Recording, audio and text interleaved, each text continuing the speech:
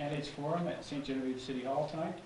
My name is Toby Carrick. I'm the editor and publisher of the St. Genevieve Herald, and I will be serving as the moderator for this evening. I'd like to thank you all for attending. I'd like to thank the candidates for offering their service in elected office, and thank them for participating in tonight's event. We've invited the candidates in 4 contested races on the April 3rd ballot to attend the forum. For various reasons, the 3 candidates from the city of St. Mary will not be in attendance tonight. There are 2 candidates for Alderman in Ward 3 in the city of St. Genevieve. They are Jimmy Jones and Carl Oakenfuss. Mr. Oakenfuss could not be here tonight, but Mr. Jones is. We'll also be talking with the candidates for St. Genevieve County Memorial Hospital Board. There are 2 seats. There's also 2 seats for the St. Genevieve R2 Board of Education, and we have 3 candidates for those positions. Tonight's event is sponsored by St. Genevieve Community Access Television, which can be seen on Charter Cable Channel 991 and on the internet at stgentv.com, sorry. And both those outlets will be showing this forum repeatedly between now and the election, and it is live tonight on Channel 991. And it's also sponsored by the St. Genevieve Herald, which will have coverage of tonight's forum in the March 28th edition. We begin with the St. Genevieve Board of Aldermen seat, and we will begin with an opening statement from Mr. Jones, if you'd like to introduce yourself. Yes, good evening. My name is Jimmy Jones. I retired from the federal government in 1994 after serving 25 years. I was a manager for General Services Administration. I managed, and when I say managed, I'm talking about the operation, maintenance, protection, and repair of federal buildings. I had approximately 2 million square feet to take care of, 75 employees, 80 different agencies, with about 5,000 federal employees, including federal judges, U.S. senators, and congressmen. I worked for the city of St. Genevieve as their building inspector for 13 years, retiring in 2014 to spend time with my wife. I have the time and experience to be a full-time alderman. I'm not going to have all the answers for all the problems. It's important that you get out to vote. It doesn't make any difference who you vote for. It's your civic duty. I would appreciate your vote. Thank you. All right, well, Mr. Jones, let's start with the question of why are you running for office? I have the time, and I want to give a little something back to the city. The city was good to me for 13 years, and I'd just like to give a little bit back to the city. All right. You mentioned that you worked as a city building inspector for a bit. What value do you think that previous experience would have for you in this position? Well, I know all of the building stuff, and I also worked in the budget, doing the budget for many years in my department. I know the workings of City Hall. I know all the employees of City Hall. And I just think it's an advantage if you know how everything works. All right. One of the issues that comes up often when we talk about City of St. Genevieve for elections is economic development and also, I guess, residential development. What steps do you think can be taken to stimulate residential and business development? Residential is tough. There's not many places to build new homes in St. Genevieve. We're kind of locked in as far as I think we need to expand the city limits. We still have the park out there to do commercial stuff.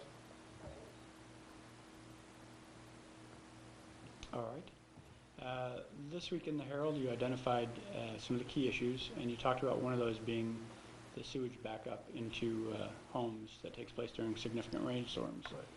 Do you think it's the city's responsibility to find a solution for this issue, and what steps would you propose? We've been fighting this issue when I was here 13 years ago. I don't think they actually know right now what causes the backup. I don't know if it's on the part of the people's property, the city's property. They've never really gotten a good handle on what it actually is and how to solve it. We need to fix that one way or the other. Any ideas on what the solutions might be? They still don't know what's causing it. I think they have ideas, but and there's several ways you can do that. You can put flapper valves in, I understand, but I understand they're not that reliable at certain times.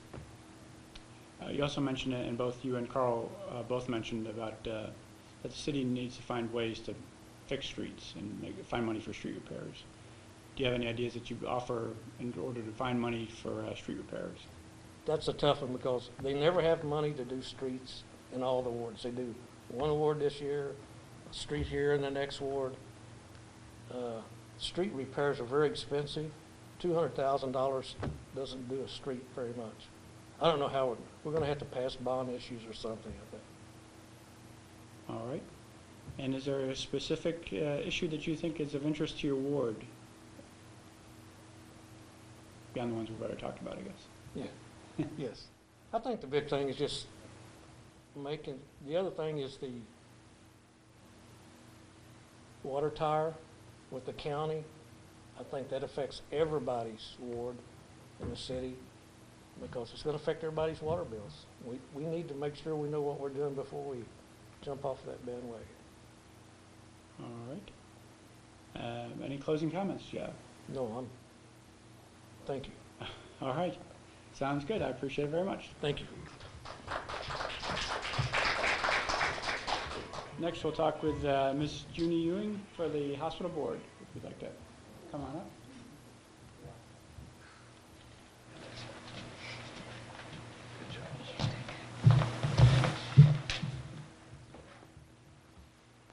Welcome. Thank you. And again, if you'd like to begin with a 2-minute opening statement. Thank you. When I first moved here, like almost 12 years ago, to be minister at First Presbyterian Church down the street, I just fell in love with St. Genevieve. I have French heritage. I grew up in an area of the country that had a lot of Revolutionary War heritage, and being a city kid, being in a farming community and being much closer to the earth and what's happening is just really awesome. So my husband and I decided to move back here. We have a house on Main Street and continue to work on that and to stay and wanted to get involved in the community. I have a sort of an unusual background that I think it really is the reason that I'm running for office. Years ago I was in pharmaceutical sales and traveled and really got to know community hospitals of the same size and of the same kind as the one we have here in St. Genevieve. And then I went and decided what adults did in the town that I grew up in was manage money, so I became a stockbroker and learned about financial management and was a corporate loan officer and sold $1 million CDs for a bank. And so I know how to look at finances, see what the issues are, and also help to collaborate to come up with solutions, which is one of the things I believe the board does. And on top of that, I went back and got another degree in process improvement in hospitals, which is what I got a degree in. And so I'm already on the quality subcommittee because it's exciting to me to look at what we're already doing here. This is a great hospital, and I just want to help make it a little bit better by listening to everyone, because I certainly don't know, but because of my broad span of experience, I feel like I have something hopefully to offer to give back to this community that I love. All right, that was well timed. Do you believe that there are certain areas for improvement for the hospital? I know that we want to continue to focus on staying independent. Wow, that's important. You know, when you get to chart your own destiny and set sail according to the sights and your goals, that's just all important. And that's one of the goals of a hospital that I firmly support. Women's health, because 85% of all the decisions that are made in families are made by women. I want to support the programs that we already have and hear from the community what else could we be doing, and to continue to focus on quality outcomes. How do I feel when I go to the hospital? As a pastor for almost 12 years, I've been in a lot of hospitals with people and experienced a lot of good and not so good situations, and I want to be on your side and be a listening ear, because I think they're doing a lot of things right, and I just want to help them continue to go higher and higher. All right. You mentioned they do a lot of things right. They've had the expansion of the main campus, some renovations there, in addition to the Bloomsdale Medical Center. and some expanded services.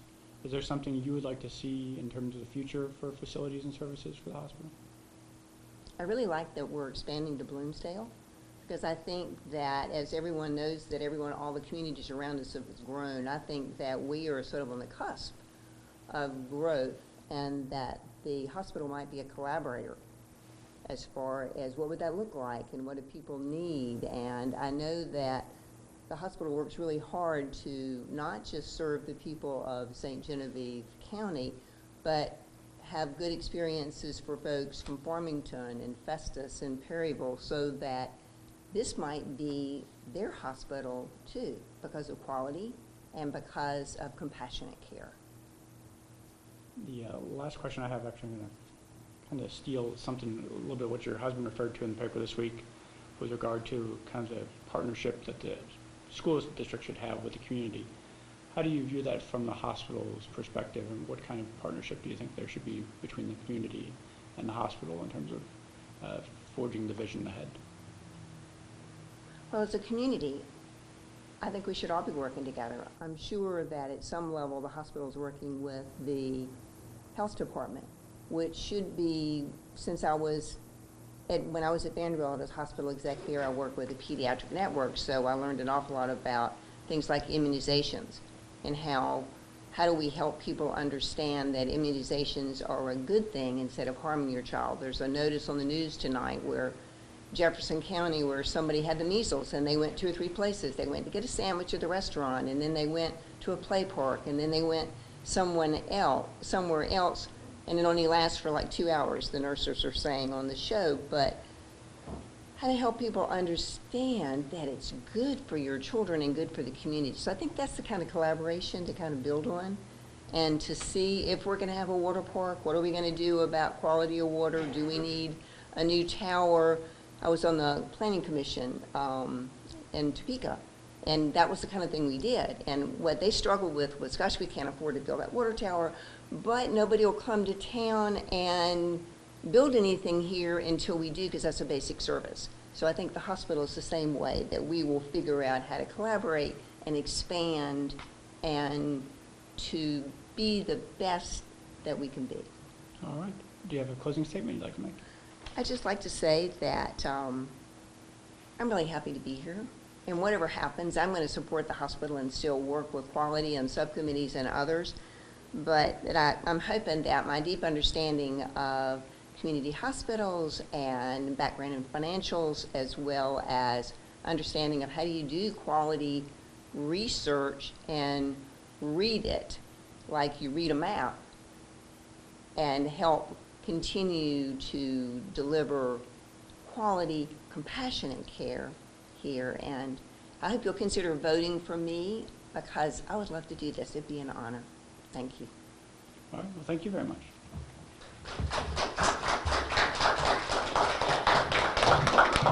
We'll bring up our 3 candidates for the school board now.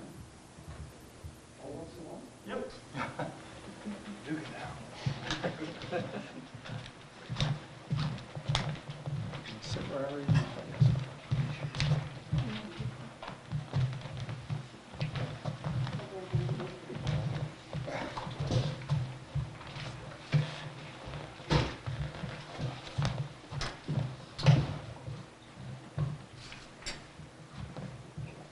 All right, as I mentioned, we'll open with 2-minute opening statements, and we'll go in ballot order, and Mr. Bova is first. Sure. First of all, thanks to St. John Herald and Community Access TV for sponsoring tonight, and the city for hosting. I appreciate it. My name is David Bova. I was raised here in the St. John community. Been married to my wife Julie for 21 years. We have 3 daughters. Kara, who graduated from St. John in 2007, and she now works for the Perry County Sheriff's Department. Allison, who graduated in 2016, she attends Webster University in St. Louis now. Also graduated from St. John High School, I think I mentioned that. And Alexis, who's a sophomore up at St. John High School right now. We also have a beautiful granddaughter named Autumn, and 1 4-legged child, our dog Poppy. So we love the St. John community. think that it's one of the best communities in the state, and the school is a big contributor to that. I believe that when I first ran for school board 6 years ago, I believe it even more so today, that I've been exposed to quite a few more of the school districts throughout the state of Missouri. A community's backbone, its foundation is its public school system, and you know, we want to make sure to keep that strong, and I want to help, continue to help be a part of that. There's young citizens who graduate each year, determine the community's future, its present, and the same schools, along with a lot of help from moms and dads and grandpas and grandmas out there, help not only educate but raise those kids. Our schools are more important today in terms of helping raise kids than they've ever been, and school boards need elected officials who understand that, who love kids, love education, and most of all represent a balance between you know, our kids' needs, which are a lot, and the balance of taxpayer value. And I think I represent all those values. I enjoy public service, and that's it. All right. Mrs. Hart. Well, hi, my name is Joan Hook, and my husband Steve, or most of you know him as Moss, is here with me tonight. And also my little brother Gary showed up, so I'm glad to have them here. A little bit about my background. I've lived in St. Genevieve all my life. I'm a graduate of St. Genevieve High School and a graduate of Southeast Missouri State University in Cape. I have a Bachelor of Science degree in Business Administration with an emphasis in accounting. I've been employed at Citizens Electric for the past 33 years, and I've been the manager of finance for the last 9 years. I'm very active in the community, especially with Boy Scouts, and I'm very active at the church I attend, which is actually the First Presbyterian Church just down the street. I'm the youth pastor there, and I teach middle school Sunday school. I also serve on the board of elders of the church. I'm on the Board of Adjustments for the city, and I serve on the Missouri Electric Cooperatives Credit Union Board in Jefferson City that is a bank for all of the electric co-ops in the state of Missouri. I believe that in the public school system, I believe every child has a right to attend school and a right to get the best education that they can, whether they're preparing for college or if they're preparing to enter the workforce. If elected on April 3rd, I strive to set policies and guide to achieve these goals. I have 2 children. One is a graduate from 2006 of St. Genevieve High School, and that would be Jacob Dunzy. He was well equipped to enter the collegiate world at Murray State, and he's now a secondary math teacher at North County School District in Bonne Terre. I'm sure that part of his decision to become a school teacher was the great teachers that he had at our school. My second son is Chad Dunzy. He's a junior at the high school, and he plays football, basketball, and baseball, and is involved in Stuco and several other organizations. All right. And Mr. Ewing. Yes. First off, I'd like to say you've got some good quality candidates here. I was impressed by their articulation of the issues, their ideas, and I'm just proud as punch to be one of them. My name is Sam Ewing. I am from originally Lewisburg, Tennessee. I was raised on a 250-acre dairy farm, so I know rural issues. I know the rural community.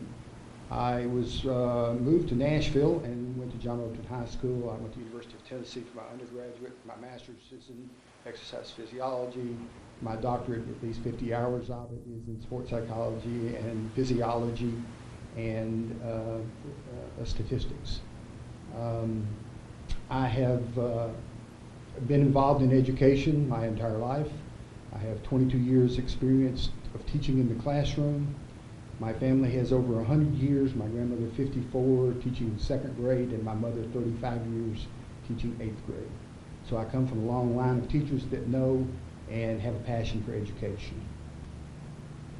One of the things that I think that is important is that I'm a good listener, I'm a good communicator, and I think I'm a good problem solver, and I think each one of these people that I'm running against are as such. They have shown that over the last 6 years.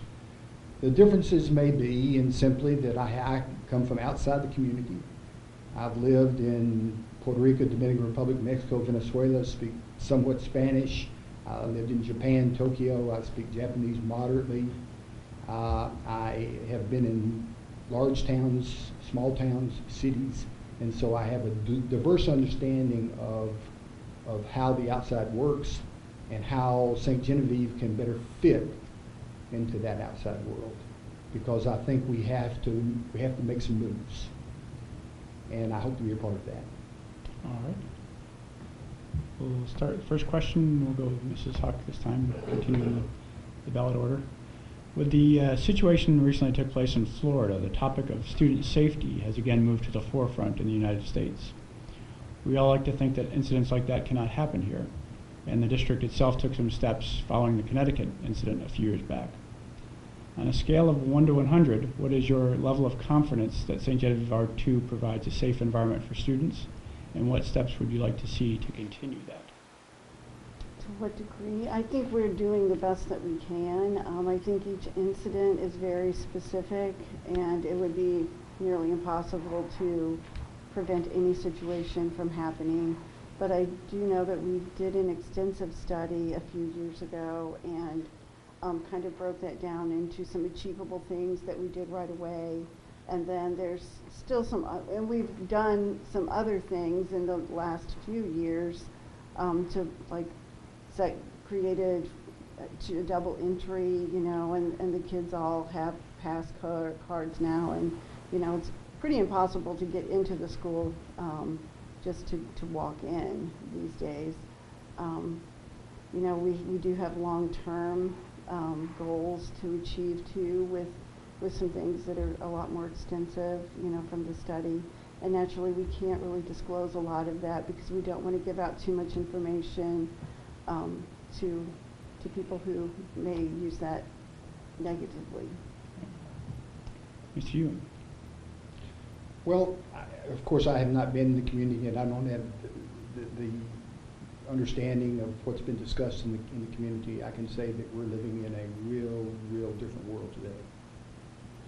And whether you want to believe it or not, things can happen. I was just listening in the news just a few minutes ago, and all this one person could say is, I just can't see how that can happen. I don't see why people do that. Well, that's not an answer. And our job as the school board is to make sure our students are safe. I'm sure we're doing to the best of our ability the things that we can, but that's not often good enough. We need to work with all areas of the community, from the police department to the parents to teachers. Everyone needs to be involved in this. One of the major problems that I've seen in other situations is we have an incident in a school, and God forbid we have that here. We could, I hope we never do. But one of the things that was happening was everybody rushed to the school. And here we are left with a police department which is small in the first place, and not a plan for what to do with those people, where to go, what to see, how much information to get out. These are all issues, and good issues, that the school system should be working on. It's not easy, but it's our task and our obligation to find those solutions and to make sure that we can deal with any situation to the best of our ability. And there's no excuse for it. Mr. Bubba. Continue to stay vigilant, knowledgeable of the issues, with a strong emphasis on security, continuous learning, and professional development in order to deter this from happening. I know we've put, Joan mentioned them, a lot of security measures in place since the horrible incident in Connecticut. We've added double-gated public entries to every building, bulletproof glass, key card entry for students. And there's a lot of physical security measures we put in place, but I think the real focus needs to be on prevention. We do ALICE training at the school. We do suicide prevention training at the school. We've recently added a school home coordinator to focus more on mental and emotional issues.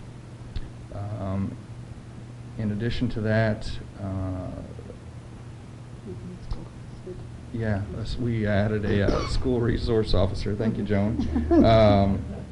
But I think that's the key. We did a climate survey, we do one every year, and over 90% of classified and certified staff either felt very safe or extremely safe. So I think we're doing the right things, but we have to stay vigilant, stay knowledgeable of what's happening in these other issues, and do the best we can to prevent it from happening here. All right. We'll start with Mr. Bova on this question. Sorry, Mr. Ewing on this question. Sorry about that. The most recent bond issue included improvements at the ball fields adjacent to the city park, some HVAC work on the main campus, and some improvements in Bloomsdale with a gym, library technology upgrades. Looking ahead, what kind of facilities improvements do you think are necessary for the R2 school district? Well, I wish I knew the budget, and I wish I knew the ins and outs of what's been discussed previously. I will tell you that we have to find an answer. I think dealing with how to get our students to get involved in their passion. I was talking to somebody today at McDonald's. We had coffee down there, and he made a very profound statement to me. He says we have to deal with kids to find their passion. We have to work with the community to help kids find their passion. There's a lot of good programs here.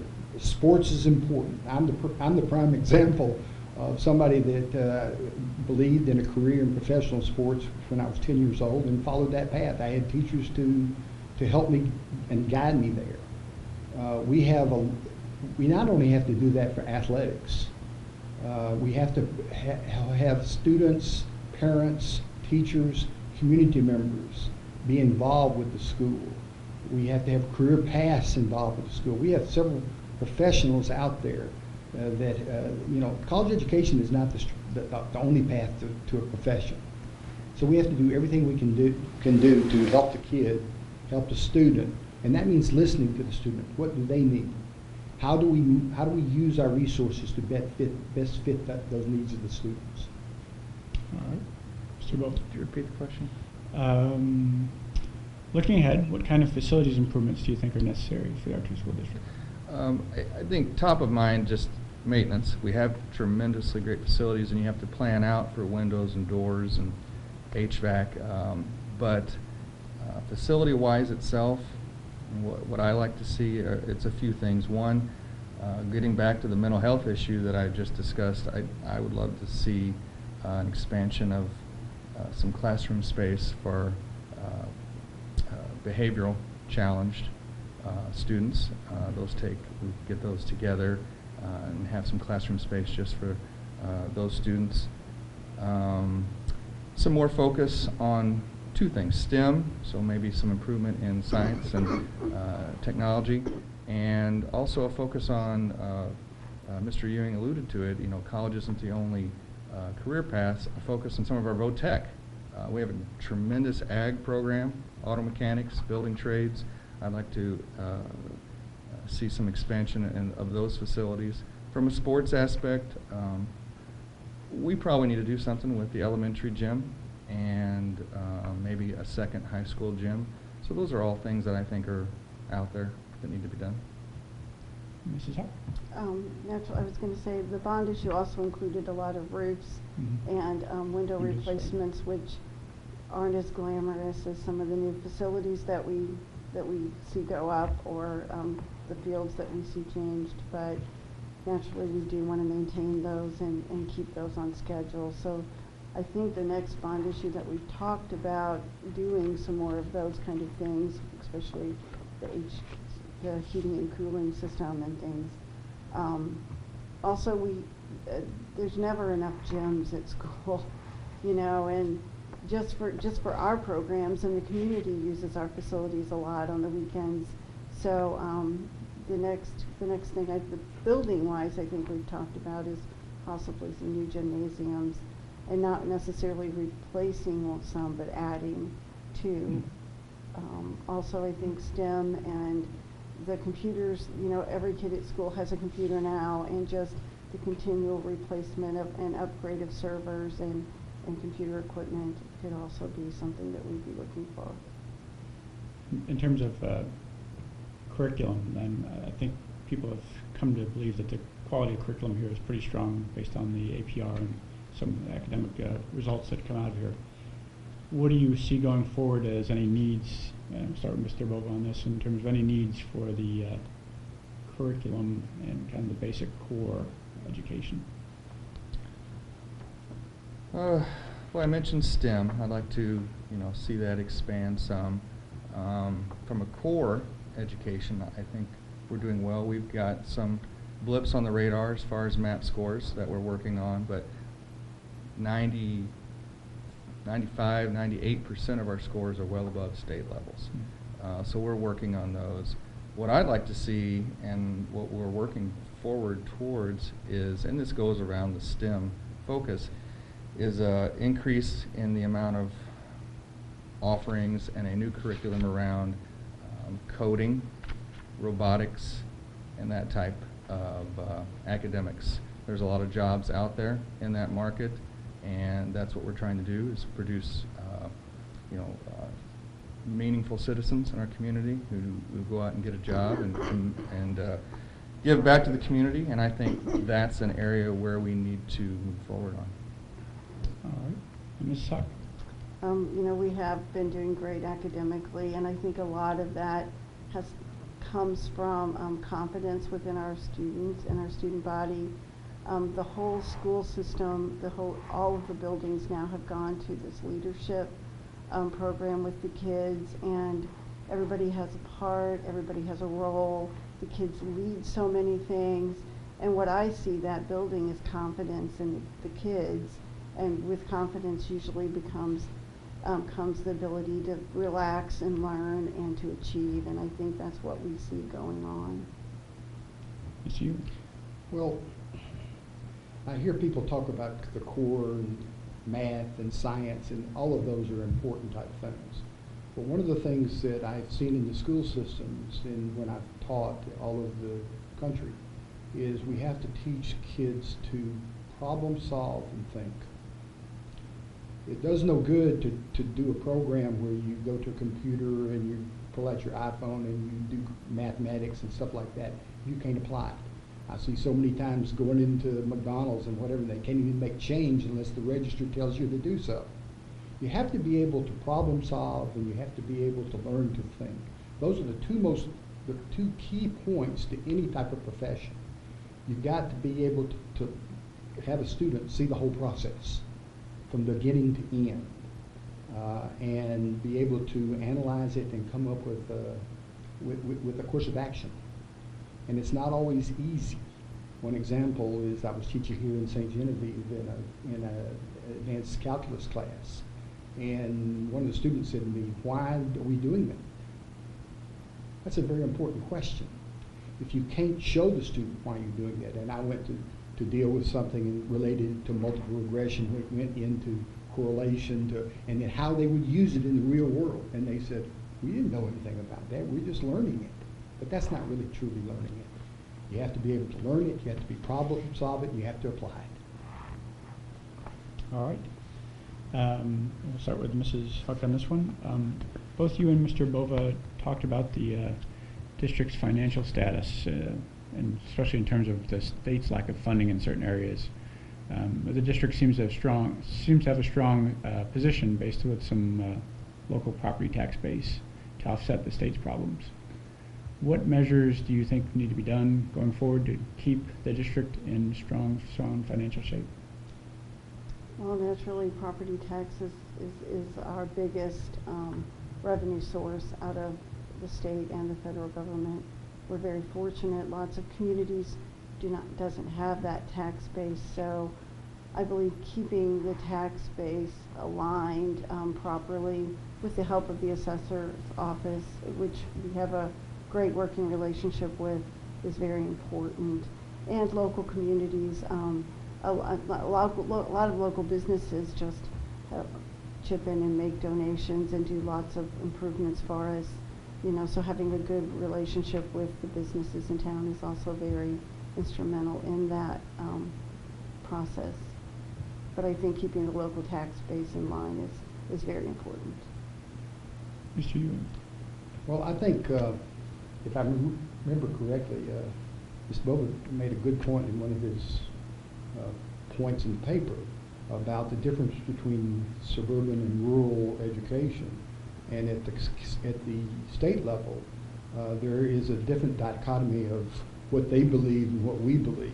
We have to make sure that they strongly advocate for the rural schools and understands that any money taken away from those schools, whether it be by, and they're good points for charter schools, but any money taken away from the rural areas in the state is going to be problematic for our system and our city.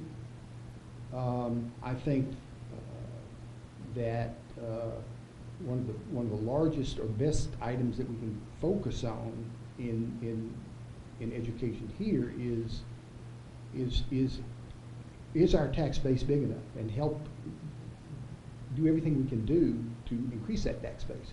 Vocational education does that. I cannot find a carpenter here in town to work on my house, and yet I'm willing to pay $50 an hour for that carpenter to do that. Vocational education is very important. We may need to stress a little bit more in those regards and not send people to Perryville. There's nothing wrong with Perryville, but we need to do everything we can do with the career path here in town. Mr. Bowe? Some of the things that I mentioned in the paper, I think key is planning. You know, we have to plan now for 2020, 2021, see what's coming, and get ready for it and prepare now. Save money. We recently did a bond refunding where we saved $1.1 million. So that's important. Budgeting. The board works pretty close with the superintendent on a proper budget. Budgeting is an art of somewhat when you don't know whether you're going to get full funding, so you have to budget ahead of what you know the legislation will be, but we have a great administration here who will help walk us through those things, and then we can look and make sure that we are planning to end up in the black, not in the red. We keep healthy reserves, but the biggest point there, you know, is what I again mentioned in the paper, and that is, you know, in my 6 years on the board, it's become ever more important recently, even though it's always been important, to advocate for the school up at the State House. I travel up there twice a year to talk to our senator and our representative and make sure that they understand, even though that state funding is only about 19 or 20% of our budget, we need that, and we need that 75% transportation funding that we don't get, but we need that money. That will lessen the load on our local taxpayers. All right. Mr. Ewing, you mentioned in the paper this week about there should be a partnership between the district and the community. Beyond the discussion of achievements and success that I think takes place commonly, do you believe there is a strong partnership and communication between the district, and what, if anything, would you suggest to enhance that? Well, that's a large question. We should always do as much communication with the community as we can. I see, and this is not a negative part, I see people participating in school sports and out there watching baseball games and involved in their kids and those types of things. But we need to also involve parents and teachers in community activities as well.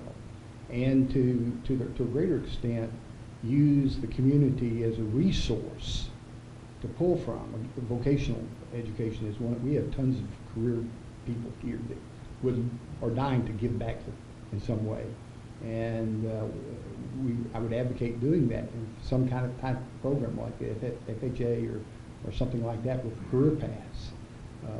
I was involved in Big Brothers, and we gave a lot back to kids that didn't have fathers. So find some way to do that. But there are many mechanisms.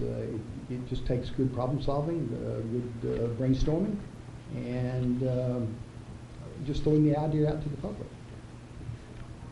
Mr. Bowe? I think we have some tremendous tools in place already. Whether it be we draw community members in on a lot of committees. We have safety committees and comprehensive school improvement plan committees, and I mean there's nearly a committee for every aspect of the educational life that we draw community members in. We have community members up who do talk about their trade and their career to I believe fifth graders and eighth graders. We have events. We obviously, Joan talked about the gyms are available for the community. We have senior citizen meals each Christmas. We have multiple things like that. But I think what we need to do going forward, a lot of the communication between parents and the school is becoming digital. Whereas you used to have to go to the school to talk to the teacher, now you can email him or her, you can text him or her, and while we're there now, we're doing that, I think we're going to have to look at how do we facilitate even more of that occurring. Though I still think this is the most valuable. When you sit across from your teacher and talk about your kids, that is the most valuable communication. But in the world we live in, the fast pace, a lot of folks are getting that information via power school grades and how much do I owe for lunch money, that's online, and you know, it's all right there at our fingertip, and we have to help facilitate that. Ms. Suck? Yeah, I think we do a good job at inviting the community in for committees. Almost every big, like curriculum or CSIP or safety or any of those big policies that we deal with, there is community involvement in those committees, and largely it is based on the person's background and things, so that they have a lot of input. There's parents that are asked, there's just community members at large that are asked. So we do try to do a good job at drawing all of those in. Unfortunately, in today's world, we can't just leave the doors open and say, come on in, like you could back when I was in high school. You know, we do have to be pretty protective about that. Doesn't mean we don't want people there. It's just you might have to make a phone call or explain why you're coming, but that's all for the safety of the students.